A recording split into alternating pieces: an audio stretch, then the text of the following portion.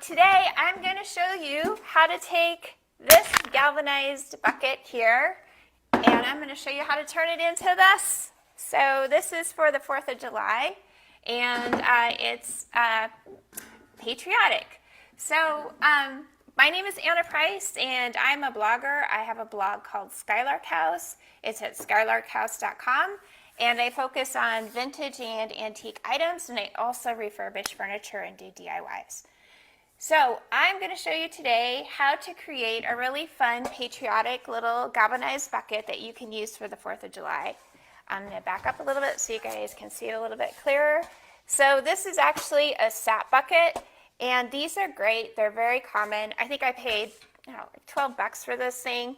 And they're used throughout the Northeast because we have a bunch of maple trees and people make maple syrup. So they tap the trees, and this is the bucket that actually captures the sap before it's turned into maple syrup. So in the interest of time, let me first show you. So I used Miss Mustard Seed Milk Paint to paint the bucket, of course, right? So I used 3 different colors. I used Farmhouse White, I used the color Tricycle, and I don't have the package, but I have the paint here, and then this is called Flow Blue. And these are fabulous products. I love them. They're all natural, and speaking of it being the 4th of July and patriotic, they are made in the United States, which is awesome. There's only 4 natural ingredients in these. They're non-toxic, and they're biodegradable, so that's awesome. You can just put these in your compost bin when you're done if you don't need to dump the rest of the paint down the drain. So the first thing I did was I painted the galvanized bucket white, and I did that with Farmhouse White, and I did it with a ratio of 1 part powder paint, 1 part water, and then I added milk grip to it. And the reason I added milk grip is because I wanted the paint to definitely stick to the galvanized part. So as you can see, I did this last night. I wanted to show you kind of like what it looks like once it's painted. And this is 2 coats of paint. Okay? So now that we've done that, what I want to show you is how to put the stars on. So I got these little stencils, or just paper stencils. I got these at Michael's. They're very affordable. My word of caution is make sure that you use 1 stencil for each color. That will just prevent the paint from kind of like bleaching over into the other stencil. So we're going to start off with the blue one, right? And let me show you if I can scoot up. Should get a little bit closer. So you want to just kind of find the spot where you want your star to be. You can see this. Let me move this a little bit closer for you guys. And you're going to hold it down flat, flush with the surface. And you don't need a lot of paint. In fact, you might want to offload some of your paint onto a paper towel. And just start from the outside and work your way in. Just very gently kind of brush in. Okay. You want to work from the outside in. That's the key. Okay, so that didn't take too long. We do that. We lift it up carefully. So there's the first star, right? So we're going to let that dry. And while that is drying, we're going to work on the second star. And this is red. And this one, I'm actually going to paint with the color Tricycle.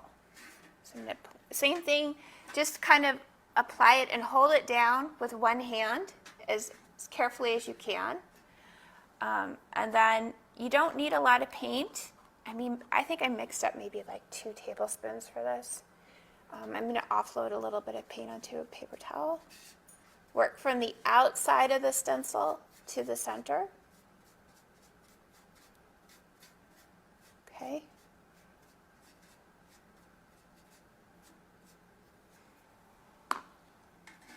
Take it off. That one actually tended to bleed a little bit.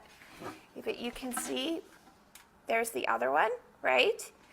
And I'm going to let these dry. And while they dry, I'm going to talk a little bit about how I achieved the actual effects that I wanted to. So if you look at this, I really wanted something that looked a little bit worn and had a little bit of character to it. I mean, I sell antiques and old stuff. I like old stuff. So I took some 220 grit sandpaper right here, and I simply gently sanded it so that it looked a little bit, can you see that star right there? It looked a little bit worn. And it just gave it a nice kind of look that I liked.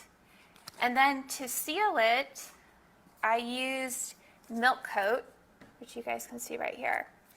And it's great. This is the no sheen matte version, so it's very easy to apply. And it almost has a consistency of like hand lotion. So it's fabulous. So all of these products are available in the link in either the comments or in the description.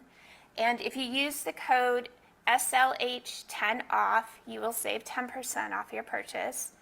And I thank you in advance because you will be supporting this little business of mine. So thank you for doing so. And I think that's about it. And then this too, as you can see, is made in the USA, which is nice.